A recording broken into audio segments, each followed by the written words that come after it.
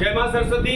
एक बार फिर से आप लोगों का स्वागत करते हैं ऑफिसर्स बिल्डर क्लासेस में। आज वाला जो टॉपिक है बहुत बहुत बहुत ज़्यादा इंपॉर्टेंट है और मैं ये किस पर्सपेक्टिव से बोल रहा हूँ, बीपीएससी, यूपीएससी, आपके जितने भी बड़े पौधे के एग्जाम होते हैं उनके लिए और साथ साथ आपके दरोगा, सीजीएल, सीएचएसएल, जितने भी रेलवे वगैरह के एग्जाम है उसमें ये बहुत बार क्वेश्चंस पूछा गया है और इतना डेप्थ में शायद आपको कहीं पे नहीं मिलेगा जितना आज हम लोग देने जा रहे हैं।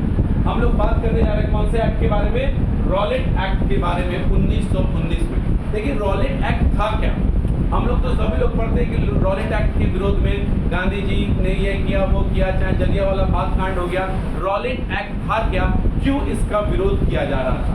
तो देखिए क्या था कि भारत में क्रांतिकारी गतिविधियों के दमन के लिए, भारत में क्रांतिकारी गतिविधियों के दमन के लिए ब्रिटिश सरकार ने 1917 ईस्वी में भारत में क्रांतिकारी गतिविधि बहुत ज्यादा बढ़ चुका था। पहला चरण, दूसरा जो पहला चरण जो था आपका, उस चरण में क्रांतिकारियों का पहला क्रांतिकारी जो चरण था उसमें आप देख रहे थे कि क्रांतिकारी चरण बहुत तेजी से बढ़ रहा था। तो इन क्रांतिकारियों के दमन हेतु 1917 में ब्रिटिश गवर्नमेंट ने सर सिडनी रॉलेट की अध्यक्षता में एक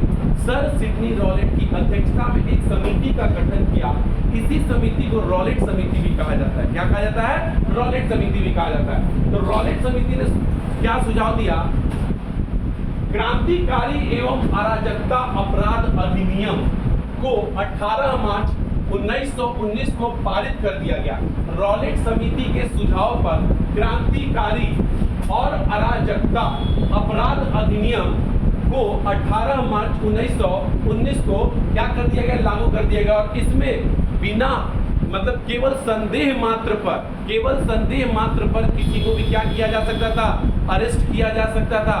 बिना मतलब आपको कुछ आप किए हो चाहे नहीं किए हो, हमें संदेह हो गया कि आप ऐसा गतिविधि कर सकते हैं, हम आपको कितने समय के लिए भी क्या कर सकते थे? अरेस्ट कर सकते थे। इस कारण इस एक्ट को हमने क्या कहा था? बिना वकील, बिना अपील और बिना दलील वाला कानून। बिना वकील, बिना अपील, बिना दलील वाला कानून, इसी रॉलेट एक्ट को कहा जाता है। क्योंकि इसमें आपको केवल आप अंग्रेजों को संदेह होता कि आप क्रांतिकारी गतिविधि कर सकते हैं, वो आपको अरेस्ट कर सकते थे और इसका कोई आधार भी नहीं दे सकते थे और कितने समय के लिए भी वो अरेस्ट कर सकते थे। ठीक है ना? तो इसे सेडिशन एक्ट के नाम से भी जाना जाता है, इसे काला कानून के भी नाम से जाना जाता है। इसके बहुत सारे अन्य नाम हैं। एक तो रॉलेट एक्ट हो गया, दूसरा बिना वकील, बिना अपील, बिना दलील वाला कानून हो गया, इसे काला कानून भी कहते हैं, इसे सेडिशन कानून एक्ट भी कहते हैं। अब ये लोग ऐसा कानून बना देंगे और हम लोग चुप रहेंगे, ऐसा तो हो नहीं सकता है। तो भारत की तरफ से क्या होने वाली थी? प्रतिक्रिया होने वाली थी। और भारत में उस समय किसका आगमन हो चुका था? हमारे महात्मा गांधी जी का। तो महात्मा गांधी जी ने पूरे भारत के लोगों से एक देशव्यापी अपील किया कि इस आंदोलन को क्या किया जाए? विरोध किया जाए और इस आंदोलन के लिए देशव्यापी आंदोलन होगा। तो महात्मा गांधी जी ने रॉलेट एक्ट के विरोध में 6 अप्रैल 1919 को जनता से देशव्यापी आंदोलन करने का क्या किया? आह्वान किया। और गांधी जी ने अंग्रेजों के विरुद्ध इसी समय क्या किया था? सत्याग्रह सभा की स्थापना की थी। जैसे गांधी जी इसमें इन्वॉल्व हुए और गांधी जी पता था कि गांधी जी ने दिन पहले इसके आंदोलन को क्या किया था? सफल नेतृत्व दिया था। कौन सा? चंपारण, कौन सा? अहमदाबाद और खेड़ा।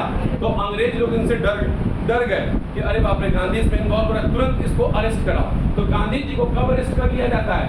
8 अप्रैल 1919 को। लेकिन क्या हम लोग शांत रहते? नहीं, हम लोग शांत नहीं रहते। इसी समय हमारे पंजाब में 2 हमारे राजनीतिक नेता थे, डॉक्टर सत्यपाल और डॉक्टर सैफुद्दीन किचलू।